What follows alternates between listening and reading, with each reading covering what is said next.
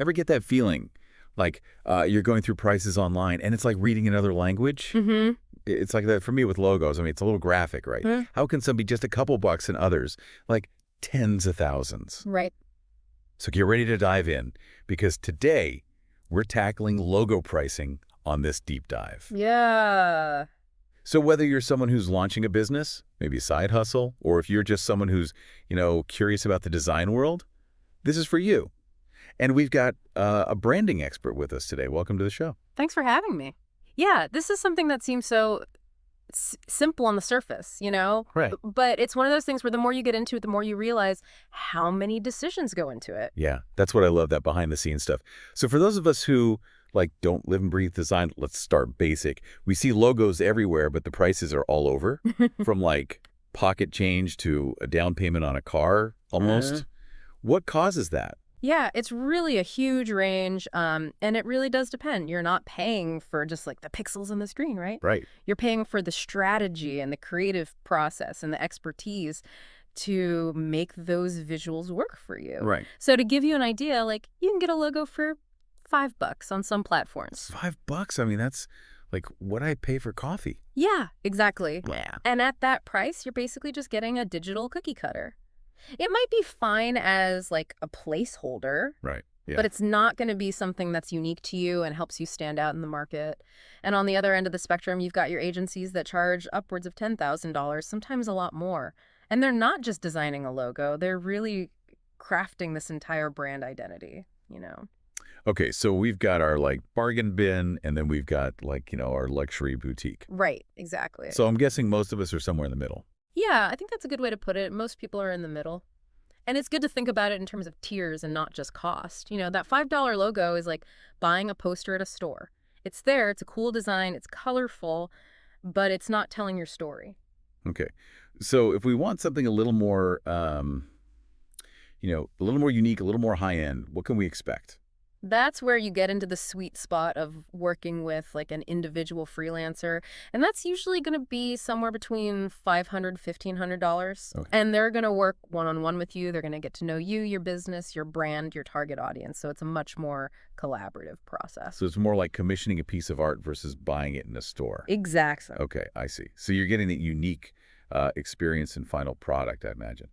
But I do have to ask, what makes those top-tier logos worth that, that high price tag? What makes them different from a really talented freelancer? Well, it is more than just talent, right? All right. It's about strategy and a deep understanding of visuals and how they affect people's perceptions. If you think about Nike, for example, the Nike swoosh. I mean, it's so iconic. It's not just a cool shape. It embodies movement and speed and winning. Mm-hmm. They've spent millions of dollars building up those associations. It's funny. I never even thought about it like that. Yeah. It's so subtle, but it's so powerful.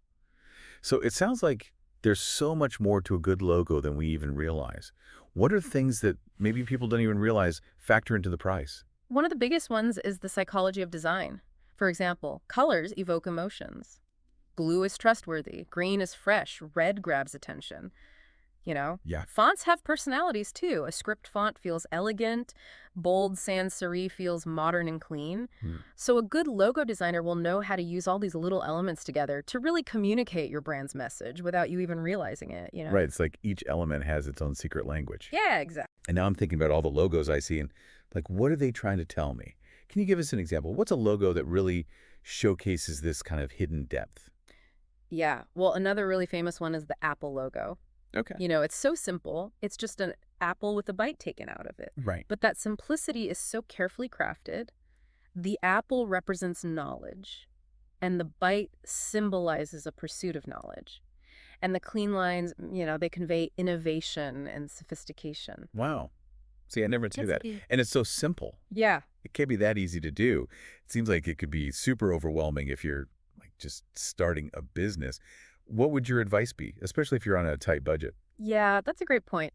I think, as tempting as it is, my biggest piece of advice would be don't cut corners on your logo. Okay. It's the face of your brand. It's the first thing people see. It's so true. It's like they say you don't get a second chance to make a first impression. So what's the move if you're not quite ready to spend thousands of dollars right out of the gate. Yeah, so a cheaper option might work initially, but you want to go into it knowing that as your business grows, you're going to need to invest in your brand. Right. It's like you plant a little seed, you don't expect a tree right away, Yeah. but you need those roots to grow into something bigger. Right? Exactly. And while you're waiting for those roots to grow, there are things you can do. So let's say you're on a tight budget and that $500, $1,500 range, it's just not doable yet. You can still get something way better than those cookie cutter logos. Okay, what can we do? Give me some options. This is where like a platform like Fiverr can come in handy. Are you familiar with Fiverr at all? Yeah, I've heard of it. It's like the place to go for freelancing, right? Like everything freelance. It's pretty much the go-to these days, yeah. But it's kind of overwhelming. Like, how do you even start? There's so many people on there. Oh, totally. It can be super overwhelming. But here's the thing, like Fiverr's just a tool. Think of it like, a drawer in your kitchen. You've got your everyday stuff, and then you've got your fancy gadgets. You just got to know what you need for what you're doing. Okay, I like that, the tool analogy. Yeah. So how do we not get lost in the Fiverr kitchen drawer? Okay, so first, ditch the idea that Fiverr is just for the cheapest option. Okay. Yeah, you'll find those $5 logos there for sure. Right. But there are also really, really talented designers who use the platform, and they'll have packages for all sorts of budgets. So it's more about being like smart with it, not just cheap. Exactly. Think about what's important to you, Do you want a designer who specializes in a certain style, like minimalist or hand-drawn? Or do you need someone who really understands branding strategy? Fiverr lets you filter by all sorts of things. Oh, okay. So you can really get like specific with it. Yeah, you don't have to just scroll endlessly. That's good to know. Yeah. Okay, that makes me feel better already. Yeah. But what about like, okay, let's say I found a few designers I like. How do I know if they're actually like good to work with? Like not just their style, but communication and all that. Right, right. Well, that's where you put on your detective hat, right? Yeah. Don't just look at the portfolio. Read those reviews, see what other clients have said, especially about communication, responsiveness, that kind of thing. Because a pretty picture doesn't mean they're not going to like disappear on you. Exactly. And, pro tip here, before you go all in on a big project, see if they have smaller packages, like maybe a consultation or a couple of initial logo concepts. Oh, so you can do a test run, basically. Yeah. Okay, that takes the pressure off. Okay, yeah. No matter where you find your designer, though, Fiverr or somewhere else, I'm guessing communication is key here, right? Oh, 100%. Because remember, a good logo, it's not just about what you like. It's got to resonate with your audience, too. Oh, right. And how do you make sure you're both speaking the same language visually? That seems tricky. Yeah, that's where a really good brief comes in. Okay. And I don't mean just like a list of your favorite colors. It's more like if you're introducing your brand as if it were a person, how would you describe them? What are its values? What's its personality? How do you want people to feel when they see your logo? So you got to do some soul searching for your business, huh? Yeah. Okay. But it makes sense because the more information the designer has, the better they can capture that essence, I guess. Right, exactly. And remember, it's a collaboration, even if you're not in the same room, And a good logo isn't just for now, it's an investment in the future of your brand. So we've talked about growing with your logo, but what does that actually look like in practice? Okay, so think about Amazon. Their first logo was a simple A to Z arrow. Right. It represented all the stuff they sold. And then as they grew, the arrow turned into a smile. Oh, yeah. Which represents, customer satisfaction. Oh, that's so smart. Yeah, so it's still recognizably Amazon, but it's evolved. It's such a good example. It's so subtle, but so effective. So you're not just thinking about what looks cool now, but what can grow and evolve with you.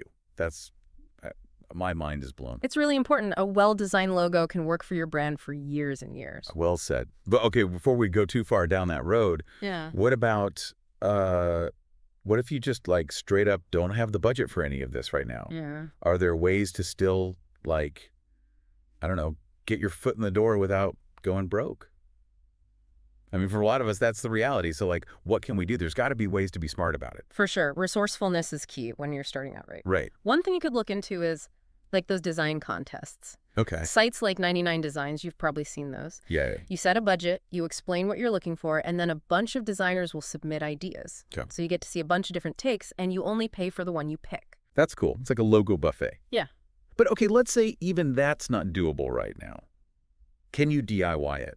Like, are there options that don't look totally, amateur? Oh, absolutely. Yeah. There are some really good design tools out there now. Canva's one everyone knows. Yeah, Canva's great. Yeah.